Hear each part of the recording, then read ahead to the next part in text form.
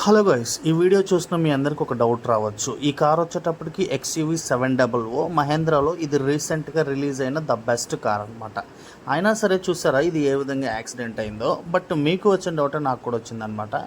యాక్చువల్గా ఇది 5 star rating car కదా, ఎందుకు ఈ విధంగా నుజ్జు అయిందని డౌట్ వచ్చిందనమాట.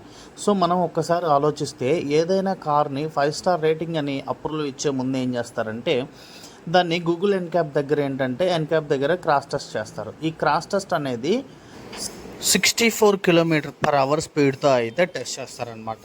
అంటే 64 కిలోమీటర్ల వేగంతో మాత్రమే ఈ క్రాష్ టెస్ట్ చేస్తారు.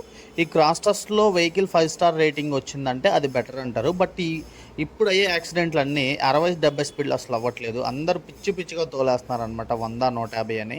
సో నేను చెప్పేది ఏంటంటే క్రాష్ టెస్ట్ రేటింగ్ ఎంత ఉన్నా సరే సేఫ్టీ అనేది ముఖ్యం. లిమిట్ స్పీడ్లో వెళ్తే అందరూ బాగుంటారు, మన ప్రాణాలు కూడా బాగుంటాయి అనుకుంటున్నా. ఇంతే వీడియో.